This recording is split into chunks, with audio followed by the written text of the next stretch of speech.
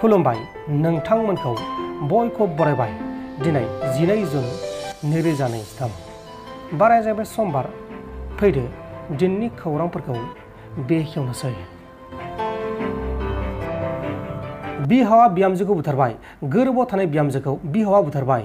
आसामनि तिनसुकियायाव सासे गोरबोआव गथ' गोनां आइजोखौ आइजोनि फिसानि बिफा एबा बिहावा नखरनि बाथ्राखौ लानानै नांलाय खमलाय जानायाव गावनि बिहामजोखौनो गाज्रि बुनानै बारना जानानै उदैफोराव बुनानै जोखोम खालामनायनि उनाव बिहामजोखौ आसाम मेडिकेल कलेज एन्ड हस्पिटालाव फाहामथाय थानाय समावनो फाहामसालियावनो बिहामजोआ अबथिरायै जिउ गोमादों। थैनाय बिहामजोनि मुङा जाबाय संगिता साह।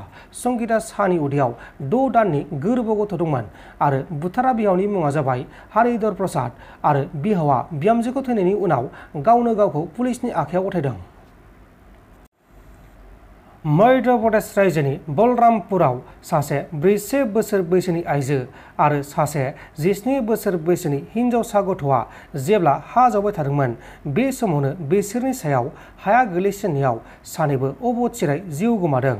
थैनायफोरनि मुङा जाबाय फिरज 41 बोसोर बैसोनि आरो पिंकी 17 बोसोर बैसोनि। गले गले रेलगारिनि जाब्रबथाय। आसामनि करीमगंज जिल्लानि सिङाव थानाय बैराग्राम आरो खानाय बाजार रेलबादायाव सासे हौवा मानसि आरो गुबुन सासे आइजोआ रेलगारिजों जाब्रबथाय जानानै जायगायावनो जिउ गोमादों। थैनायफोरनि मुङा जाबाय जयन्त दास आरो अर्चना नाथ, सानैबो करीमगंज डिस्ट्रिक्टनि थागिबि।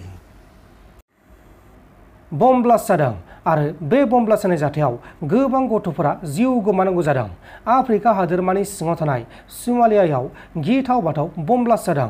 बे गिथाव बाथाव बम ब्लास्ट जानाय जाथायाव 27 गथ'फोरा जिउ गोमानायजों लोगोसे गुबुन 50निबो बांसिन सुबुंफोरा गोब्राब जोखोम जादों।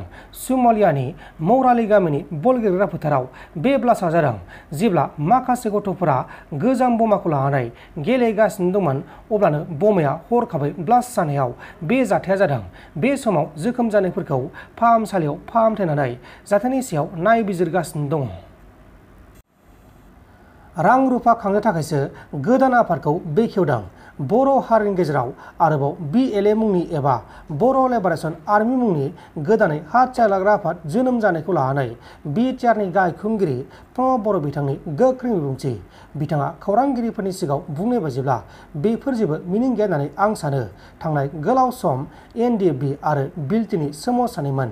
बिनि उनाव सोरबाया गोदानै हाथियार लानानै सोमावसारनायखौ आं साना होननानै आं बुजिया आरो लोगोसे बिसोरो ओरैनो बेखौ फोसावलाबायनानै थाखा फैसा खांनो थाखायसो बे आफादखौ बेखेवदों होननानै खौरांगिरिफोरनि सिगाङाव रोखा बुंथिदों।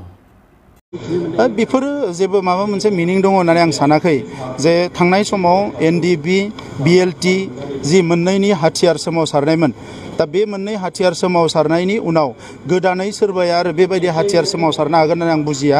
बिसोरो ओरैनो बेखौ फोसावलाबायनानै थाखा फैसा खांगोन, थासारिखौ गाज्रि खालामगोन, बिनि उनाव गावनि जिबनाबो धंस जागोन, समाजाबो खस्थ' मोनगोन। बेखिनिखौ खालामनायनि बादै माथो खालामनो हानो, बिनि बादैथ' जेबो गैया।